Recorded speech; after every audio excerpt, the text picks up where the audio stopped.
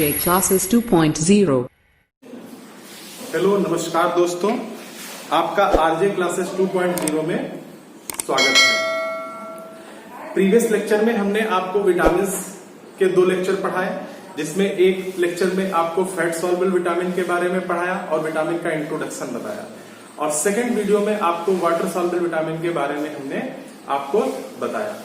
आज के लेक्चर में एक बहुत ही इंपॉर्टेंट टॉपिक पढ़ाना है, जो रुधिर है, ब्लड है। ब्लड के बारे में जनरली हर कंपटीशंस में पूछा जाता है और उसके बारे में हम आपको बताएंगे। यानी इस चैप्टर में आपको हम ब्लड पढ़ाएंगे, हार्ट पढ़ाएंगे, ब्लड ग्रुप पढ़ाएंगे। ठीक है, तो सबसे पहले आपको हम आज ब्लड पढ़ाते हैं, रुधिर पढ़ाते हैं, और उसके बारे में आप अच्छे से पढ़िए और इसका नोट्स बना लीजिए। ध्यान देते हैं, ब्लड की अगर जो बात हम कर लेते हैं तो सबसे पहले ब्लड जो होता है पूरे शरीर बॉडी के अंदर फ्लो होता है। ठीक है, इसलिए इसे हम ब्लड को रिवर ऑफ लाइफ कहते हैं, या फिर इसे हम जीवन की नदी कहते हैं। ब्लड को हम जीवन की नदी कहते हैं। ब्लड को हम क्या कहते हैं? जीवन की नदी कहते हैं। ब्लड को हम जीवन की नदी कहते हैं। अगर जो बात हम कर लें ब्लड के अध्ययन की, ठीक है, तो ब्लड का अध्ययन जो होता है, जो स्टडी ऑफ ब्लड होता है, उसे हम कहते हैं हिमेटोलॉजी कहते हैं। यानी ब्लड के अध्ययन को क्या कहा जाता है? हिमेटोलॉजी कहा जाता है। ब्लड के अध्ययन को हम कहते हैं हिमेटोलॉजी कहते हैं। ब्लड जो होता है ये क्या होता है? ये बॉडी का सबसे सॉफ्टेस्ट टिश्यू होता है, और ये ब्लड जो होता है ये बॉडी का सबसे सॉफ्टेस्ट टिश्यू होता है, सबसे कोमल ऊतक होता है ब्लड। यानी ब्लड जो है वो क्या है? वो ऊतक है। वो क्या है? टिश्यू है। वो क्या है? टिश्यू है या ऊतक है। और ऊतक क्या होता है? ऊतक की अगर जो बात हम कर लेते हैं तो ये क्या होता है? Group of cell. यानी कहने का मतलब ये जो ब्लड है ये कई सारी सेल्स का क्या है? ग्रुप है। ठीक है, इसलिए इसे हम टिश्यू कहते हैं। और ब्लड जो होता है ये softest tissue of the body होता है, यानी शरीर का सबसे सॉफ्टेस्ट टिश्यू होता है। ब्लड की अगर जो बात कर लेंगे तो ब्लड जो होता है ये एक तरल संयोजी ऊतक है। ब्लड क्या है? एक तरल संयोजी ऊतक है। बहुत बार कंपटीशंस में पूछा जाता है। तो ब्लड क्या है? एक तरल संयोजी ऊतक है। ब्लड जो है वो क्या है? एक तरल संयोजी ऊतक है। तरल संयोजी ऊतक को हम इंग्लिश में बोलते हैं blood is kind of fluid connective tissue. यानी ब्लड क्या होता है? ये बॉडी का फ्लूइड कनेक्टिव टिश्यू होता है। अगर जो हम ब्लड की बात करते हैं तो नॉर्मल ह्यूमन में, नॉर्मल इंडिविजुअल बॉडी में जो ब्लड होता है वो 5 से 7 लीटर ब्लड पाया जाता है इंडिविजुअल्स में। यानी व्यक्ति में जो ब्लड होता है वो लगभग 5 से 7 लीटर ब्लड पाया जाता है। फिर बात करते हैं हम, अगर जो बॉडी वेट के हिसाब से बात करें तो कितना ब्लड होता है परसेंटेज के हिसाब से अगर जो बात करते हैं तो on the basis of composition, यानी संगठन के आधार पर ब्लड की अगर जो बात कर लेते हैं तो 7 to 8% ब्लड होता है टोटल बॉडी वेट का। यानी टोटल जो भार होता है उसका 7 to 8% होता है क्या? ब्लड होता है ह्यूमन बॉडी में। अब इसके बाद हम करते हैं कि ब्लड के फॉर्मेशन की जो प्रोसेस होती है, इसमें ये वाला पॉइंट बहुत इंपॉर्टेंट है। ये वाला पॉइंट इंपॉर्टेंट है, और अभी हम आगे चलकर आपको हीमोपोइसिस के बारे में बताते हैं। यानी जो ब्लड होता है, जो ब्लड बनता है शरीर के अंदर, तो ब्लड कहाँ पे बनता है बॉडी के अंदर? ब्लड बनता है कहाँ पर? बोन मैरो में। ब्लड कहाँ पे बनता है? बोन मैरो में। बोन मैरो को क्या बोलते हैं? अस्थि मज्जा बोलते हैं। तो ब्लड बनता है कहाँ पर? बोन मैरो में। और बोन मैरो के अंदर जो ब्लड बनता है, ब्लड बनने की जो प्रोसेस होती है, यानी रुधिर निर्माण की जो विधि होती है, रुधिर निर्माण की अगर जो विधि पूछा जाए कि रुधिर निर्माण की विधि को क्या कहते हैं, तो रुधिर निर्माण की विधि को कहा जाता है क्या? हीमोपोइसिस। क्या कहते हैं? हीमोपोइसिस। और हीमोपोइसिस होती कहाँ पे है? हीमोपोइसिस होती है कहाँ पर? रेड बोन, यानी बोन मैरो में। हीमोपोइसिस कहाँ पे होती है? बोन मैरो में होती है। तो यानी process of formation of blood is called as haemopoiesis. Process of formation of blood is called as haemopoiesis. अब इसके आगे हम चर्चा करते हैं। इसके आगे हम चर्चा करते हैं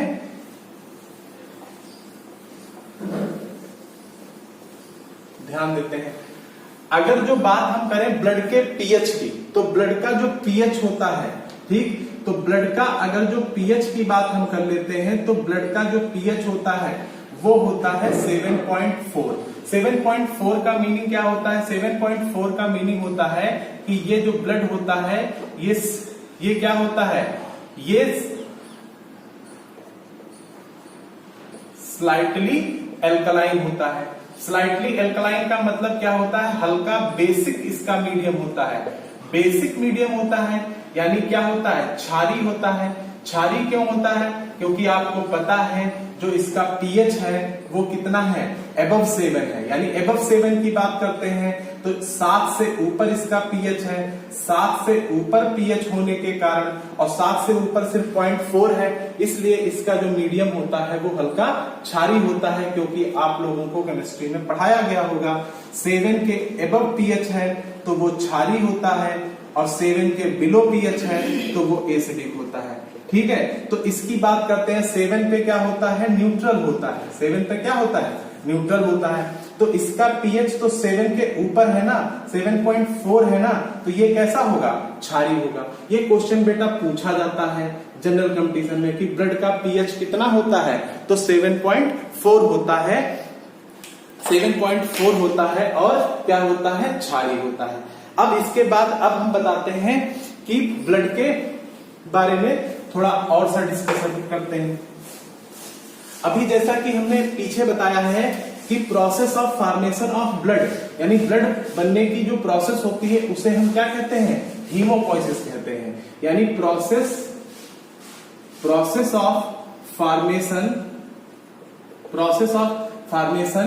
ऑफ ब्लड, यानी रुधिर निर्माण की विधि को हम कहते हैं।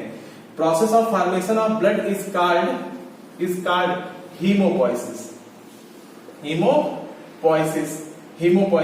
यानी हीमोपोइसिस कौन सी प्रोसेस होती है? जो रुधिर निर्माण होता है उसके निर्माण की प्रोसेस होती है। फिर इसके बाद अगर जो हम आपसे क्वेश्चन पूछा जाए, ये क्वेश्चन बहुत बार पूछा जाता है कि शरीर के अंदर रुधिर का निर्माण कहां पर होता है। आपसे क्वेश्चन पूछा जाता है कि शरीर के अंदर रुधिर का निर्माण कहां पे होता है, तो आप क्या बताओगे? ये होता है बोन मैरो में। तो process of formation of blood that is hemopoiesis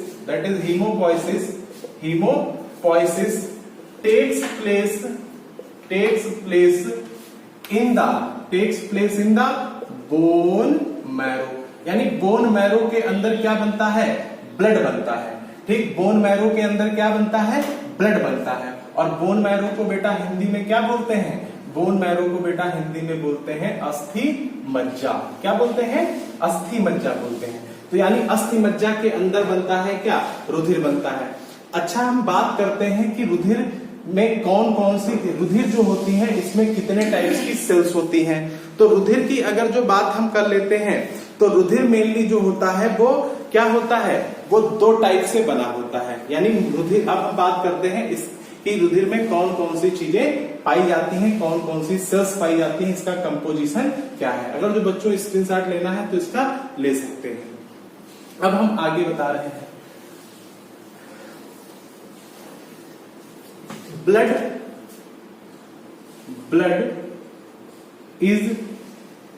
is made up of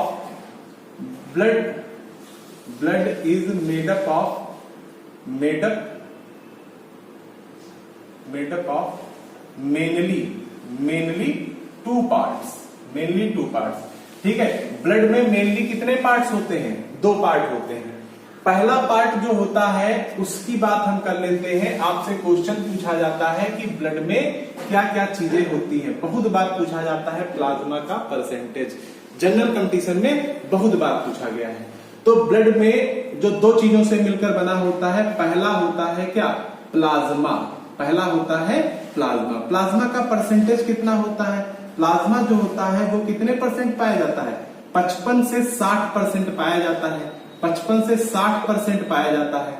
लेकिन अगर जो कहीं भी पूछा जाए तो एग्जैक्ट डाटा कितना होता है? 55% होता है।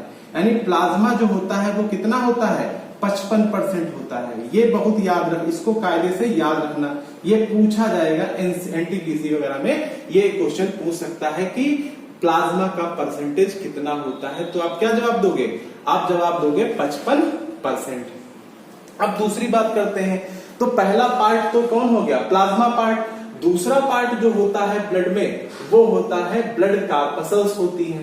क्या होता है?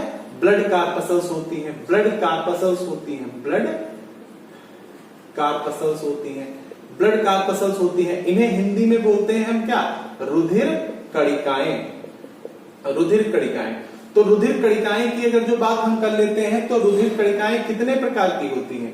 रुधिर कणिकाएं 3 प्रकार की होती हैं। रुधिर कणिकाएं बेटा कितने प्रकार की होती हैं? 3 प्रकार की होती हैं। एक तो बेटा क्या, रुधिर कणिकाएं जो होती हैं वो कौन सी होती हैं? वो होती है कौन सी? आरबीसी। कौन सी होती है? आरबीसी। और दूसरी कौन सी होती है? डब्ल्यूबीसी। और तीसरी कौन सी होती है? तीसरी होती है आपकी ब्लड प्लेटलेट्स। तीसरी कौन सी होती है? Blood platelets. तीसरी कौन सी होती है? ब्लड प्लेटलेट्स होती है, ब्लड प्लेटलेट्स होती है। तो आरबीसी की अगर जो बात हम कर लेते हैं, तो आरबीसी का फुल फॉर्म होता है रेड ब्लड कार्पसल्स। आरबीसी का फुल फॉर्म होता है रेड ब्लड कार्पसल्स, या इसे दूसरा नाम भी कहा जाता है red blood cells, red blood cells. या फिर इसे एक नया नाम भी दिया गया है जिसका नाम होता है इरिथ्रोसाइट।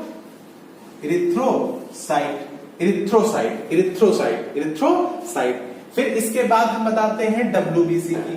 तो डब्ल्यूबीसी का जो नया नाम होता है, जो डब्ल्यूबीसी का नाम है वो क्या है? White blood corpuscles, white blood corpuscles. या फिर इसे कहते हैं हम क्या?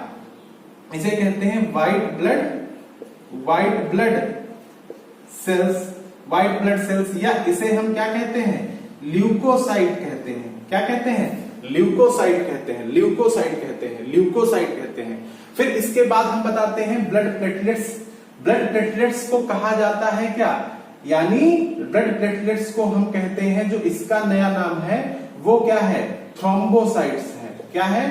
थ्रोम्बोसाइट्स है, थ्रोम्बोसाइट्स है। ठीक, इतना जिन स्टूडेंट्स को बेटा लिखना हो लिख लीजिए। ठीक है, अब हम आगे बताते हैं।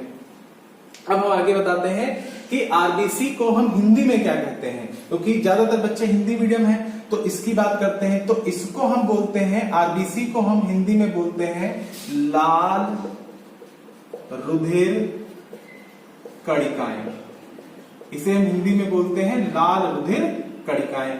इसे हम हिंदी में क्या बोलते हैं? श्वेत रुधिर कणिकाएं, श्वेत रुधिर कणिकाएं, श्वेत रुधिर कणिकाएं।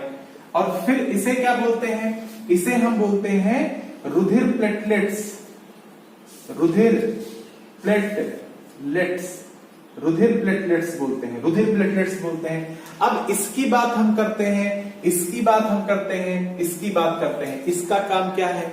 इसका काम क्या है? इसका काम क्या है? इतना तो सभी स्टूडेंट्स को समझ में आ गया होगा। बहुत बढ़िया। अब इसके बाद हम बताने जा रहे हैं कि आरबीसी का फंक्शन क्या है, डब्ल्यूबीसी का फंक्शन क्या है, और ब्लड प्लेटलेट्स का फंक्शन क्या है। इसको हम रफ कर रहे हैं। डिटेल में हम आगे लेक्चर में बताएंगे, अभी सिर्फ हम ओरल व्यू दे रहे हैं हल्का सा। ठीक है, और आगे हम इसको कायदे से एक एक चीज को एक्सप्लेन करेंगे। आरबीसी को एक्सप्लेन करेंगे, डब्ल्यूबीसी को एक्सप्लेन करेंगे, और ब्लड प्लेटलेट्स को एक्सप्लेन करेंगे। तो ध्यान देते हैं, हम आरबीसी की बात करते हैं। आरबीसी, तो आरबीसी की अगर जो बात हम कर लेते हैं, तो आरबीसी का काम क्या होता है? आरबीसी का काम होता है, ये क्या करता है? आरबीसी जो होता है, they provide colour of the blood. अच्छा, ये ब्लड का कलर प्रोवाइड करता है, मतलब ये क्या हुआ? यानी कहने का मतलब है कि ब्लड का कलर क्यों प्रोवाइड करता है? क्योंकि आपको पता है कि आरबीसी के कंपोजिशन की अगर जो बात हम कर लें, आरबीसी के कंपोजिशन ऑफ आरबीसी की अगर जो बात कर ले, कंपोजिशन ऑफ आरबीसी की बात कर ले, कंपोजिशन ऑफ आरबीसी, आरबीसी के संगठन की बात अगर जो की जाए तो आरबीसी में ऐसी कौन सी चीज होती है जो ब्लड का रेड कलर प्रोवाइड करती है, यानी ब्लड का जो they provide colour of the blood, और ब्लड का कलर कैसा होता है, रेड होता है। तो ब्लड का जो रेड कलर होता है ये कैसे प्रोवाइड करती है, तो आरबीसी में ऐसी कोई चीज होती जरूर होगी जो ब्लड का क्या है, रेड कलर प्रोवाइड करती है। तो आरबीसी में ऐसा क्या होता है, तो आरबीसी के अगर जो हम कंपोजिशन की बात कर लेते हैं तो आरबीसी का जो कंपोजिशन होता है, तो आरबीसी में तीन चीजें होती हैं। आरबीसी में क्या होती हैं, तीन चीजें होती हैं। नंबर एक की बात अगर जो हम कर लेंगे तो आरबीसी में क्या होता है, 60% क्या होता है, वाटर होता है। आरबीसी में 60% क्या होता है, वाटर होता है। और इसमें 32% क्या होती है, 32% हीमोग्लोबिन होती है। और हीमोग्लोबिन को हम बेटा रिप्रेजेंट करते हैं किससे, हीमोग्लोबिन को हम रिप्रेजेंट करते हैं एचबी से, यानी हीमोग्लोबिन को हम रिप्रेजेंट करते हैं हम एचबी से। और इसमें 8% में क्या होते हैं, अदर सब्सटेंस होते हैं। 8% में क्या होते हैं, अदर सब्सटेंस होते हैं। और अदर सब्सटेंस में क्या है, जैसे फैट है, प्रोटीन है, फैट है, प्रोटीन है, और क्या है, कोलेस्ट्रॉल है। लेकिन बात करते हैं, हम पहले बता चुके हैं कि ब्लड का कलर कैसा होता है, रेड होता है। तो रेड आरबीसी के कारण होता है, लेकिन आरबीसी में ऐसी कौन सी चीज पाई जाती है, तो आरबीसी में पाई जाती है क्या, हीमोग्लोबिन। अगर जो एनटीपीसी का पेपर देने जा रहे हो तो आपसे क्वेश्चन पूछ सकता है कि हीमोग्लोबिन का परसेंटेज कितना होता है आरबीसी के अंदर। तो हीमोग्लोबिन का जो परसेंटेज होता है वो आरबीसी के अंदर कितना होता है, 32% होता है। 32% होता है, 32% होता है। तो क्या बताओगे कि आरबीसी जो है, जो आरबीसी है वो अगर जो इसकी बात करेंगे तो ये क्या है, ये रेड कलर देती है। और रेड कलर कैसे आता है, इसमें प्रेजेंट हीमोग्लोबिन। और आरबीसी में हीमोग्लोबिन कितने परसेंट होता है, 32% होता है। कितने परसेंट होता है, 32% होता है। अब इसके बाद हम आगे बात करते हैं, हाँ अब इसके आगे हम बात करते हैं कि जैसे कि हमने बताया था कि ब्लड के फॉर्मेशन की जो प्रोसेस होती है, जो रुधिर निर्माण की विधि होती है, उसे हम कहते हैं हीमोपोइसिस, उसे हम कहते हैं हीमोपोइसिस। लेकिन इंडिविजुअली अगर जो पूछा जाए कि रेड यानी ब्लड कहाँ बनता है, ब्लड में आरबीसी का फॉर्मेशन क्या कहलाता है, तो आरबीसी का जो फॉर्मेशन कहलाता है process of formation of RBC, यानी आरबीसी के निर्माण की जो प्रोसेस होती है, यानी ब्लड के निर्माण की प्रोसेस को तो हम हीमोपोइसिस कहते थे, लेकिन आरबीसी के निर्माण की प्रोसेस को हम क्या कहेंगे, इरिथ्रोपोइसिस कहेंगे। इरिथ्रोपोइसिस कहेंगे, क्या कहेंगे, इरिथ्रोपोइसिस कहेंगे। और कभी अगर जो पूछा जाए, क्या पूछा जाए कि ब्लड का फॉर्मेशन कहाँ पे होता है, तो ब्लड का फॉर्मेशन आप बताओगे कहां पर, बोन मैरो में। बोन मैरो में बताओगे, कोई दिक्कत नहीं है। लेकिन अगर जो आरबीसी का फॉर्मेशन पूछ लिया जाए, आरबीसी का फॉर्मेशन अगर जो पूछा जाए, तो फॉर्मेशन ऑफ जो आरबीसी का फॉर्मेशन होगा, तो आरबीसी का फॉर्मेशन कहां पर होगा, आरबीसी का फॉर्मेशन होगा रेड बोन मैरो में। ठीक, रेड बोन मैरो में। तो रेड बोन मैरो में किसका फॉर्मेशन होता है, आरबीसी का फॉर्मेशन होता है। और आरबीसी के फॉर्मेशन की प्रोसेस को हम कहते हैं इरिथ्रोपोइसिस, और ब्लड के फॉर्मेशन को हम कहते थे हीमोपोइसिस। इतना तो सभी बच्चों को समझ में आ गया होगा। अब थोड़ा सा हम डब्ल्यूबीसी के बारे में बताते हैं। तो आरबीसी का काम क्या होता है, आरबीसी का काम होता है यानी ब्लड को कलर देना, कैसा, रेड कलर प्रोवाइड करना। अब हम डब्ल्यूबीसी पे आते हैं। तो डब्ल्यूबीसी की बात अगर जो कर लें, तो डब्ल्यूबीसी क्या होता है, डब्ल्यूबीसी को हम क्या बोलते थे, व्हाइट ब्लड कॉर्पसल्स। तो डब्ल्यूबीसी का काम जानते हो बेटा क्या होता है, इसका काम होता है कि ये क्या करता है, ये डिफेंस मैकेनिज्म में हेल्प करता है। शरीर में कोई अगर जो रोगाणु आ जाए तो उस रोगाणु को मार देता है कौन, डब्ल्यूबीसी। डब्ल्यूबीसी में ऐसी क्षमता होती है क्या कि ये रोगाणु को मारने में हेल्प करता है। कोई अगर जो बॉडी के अंदर एंटीजन आ जाए, ऐसे कहने का मतलब ये बॉडी है, ये हम लोगों का शरीर है, और शरीर के अंदर अगर जो कोई एंटीजन आ जाए, तो एंटीजन जैसे क्या हो सकता है, वायरस हो सकता है, बैक्टीरिया हो सकता है, ठीक है, फंगस हो सकता है। तो यानी जैसे फॉर एग्जांपल इस समय कोरोना वायरस चल रहा है, फॉर एग्जाम्पल इस समय क्या चल रहा है, कोरोना चल रहा है, तो कोरोना वायरस अगर जो शरीर के अंदर जा रहा है, ठीक, कोरोना वायरस अगर शरीर के अंदर जा रहा है तो बॉडी के अंदर कोई ना कोई ऐसी चीज है जो क्या कर सकता है, अपने आप ही कोरोना को मार सकता है, यानी कोरोना यानी वायरस से वो क्या कर सकता है, स्वतः भी लड़ सकता है, क्योंकि शरीर के अंदर कुछ ऐसा पाया जाता है, ठीक है, जो उसको मारने में हेल्प करता है। यानी कोई भी वायरस, कोई भी बैक्टीरिया अगर शरीर के अंदर एंटर कर जाएगा तो उसको स्वतः मारने की क्षमता होती है किसमें, बॉडी में, और वो होती है किसके द्वारा, WBC के द्वारा। तो WBC की अगर जो हम बात कर लेते हैं तो WBC का काम होता है यानी help in the defence mechanism of the body, help in the defence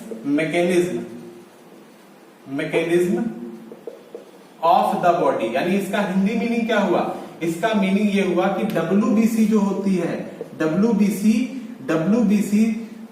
शरीर को रोगाणु से बचाती है, रोगाणु से बचाती है या रक्षा करती है। और रोगाणु को हम नाम क्या देते हैं, रोगाणु को जो बाहर से कोई रोगाणु आता है उसको हम बायोलॉजी में नाम देते हैं क्या, रोगाणु को नाम देते हैं हम क्या, एंटीजन। तो एंटीजन क्या होता है, रोगाणु होता है। और एंटीजन क्या हो सकता है, वायरस हो सकता है, बैक्टीरिया हो सकता है, और कोई फंगस हो सकता है। तो अगर जो आपसे कभी क्वेश्चन पूछा जाए कि आरबीसी का काम क्या होता है, तो आरबीसी ब्लड का कलर प्रोवाइड करता है, ठीक है। WBC का काम क्या होता है, इस शरीर को रोगाणु से बचाती है। अब इसके बाद एक चीज और बताएंगे, बाकी डिटेल में हम पढ़ाएंगे आगे चलकर, ठीक है। अब इसके बाद हम बताते हैं ब्लड प्लेटलेट्स का काम क्या होता है।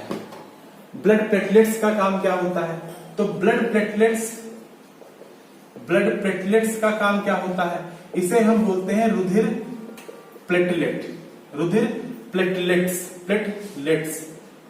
प्लेटलेट्स की अगर जो बात हम कर लेते हैं तो रुधिर प्लेटलेट्स जनरली कितनी पाई जाती है, ये ब्लड में पाई जाती है 1.3 लाख टू 3.5 लाख, ठीक है। तो यानी ये ब्लड में पाई जाती है 1.3 लाख टू 3.5 लाख पर क्यूबिक mm ऑफ ब्लड, ठीक है। और इसका काम क्या होता है, आरबीसी कितनी पाई जाती है 50 से 55 लाख प्रति cubic mm of blood, WBC कितनी पाई जाती है 6 से 8,000 प्रति क्यूबिक mm ऑफ ब्लड, वही ये कितनी पाई जाती है 1.3 लाख टू 3.5 लाख प्रति क्यूबिक mm ऑफ ब्लड, ठीक है। अब इसके बाद हम ये बताने जा रहे हैं इसका काम क्या होता है।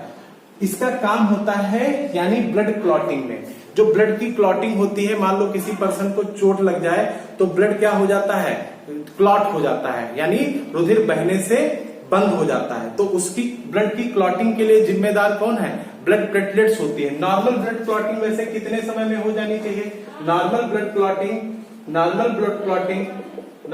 Clotting takes place in the 2 to 8 minute, यानी 2 से 8 मिनट के अंदर ब्लड जो है उसकी क्लॉटिंग नॉर्मली हो जानी चाहिए। लेकिन क्या होता है, ठीक, लेकिन क्या होता है अगर जो ब्लड प्लेटलेट्स की संख्या कम हो जाए, ठीक है, तो ब्लड की क्लॉटिंग जो है वो 2 से 8 मिनट में नहीं हो पाएगी। अगर जो किसी इंडिविजुअल को, किसी पर्सन को चोट लग जाए तो आवश्यकता से अधिक क्या हो जाएगा, ब्लड का लॉस हो जाएगा, ठीक है। अगर जो 2 से यानी अगर जो ब्लड प्लेटलेट्स की संख्या 3.5 लाख है, अगर जो ये मान चलो 7 लाख हो जाए, 10 लाख हो जाए, तो क्या हो जाएगा, ब्लड क्लॉटिंग जो होगी वो फास्टर हो जाएगी, यानी बहुत जल्दी ब्लड क्लॉट हो जाएगा। हो सकता है चोट भी ना लगे और बॉडी के अंदर क्या हो जाए, ब्लड की क्लॉटिंग हो जाए। तो इसका मीनिंग क्या होता है, यानी अगर जो ब्लड प्लेटलेट्स का फंक्शन पूछा जाए तो ब्लड प्लेटलेट्स का फंक्शन होता है क्या, ब्लड क्लॉटिंग में, यानी ब्लड प्लेटलेट्स किसमें हेल्प करती है, यानी blood platelets help in the blood clotting process,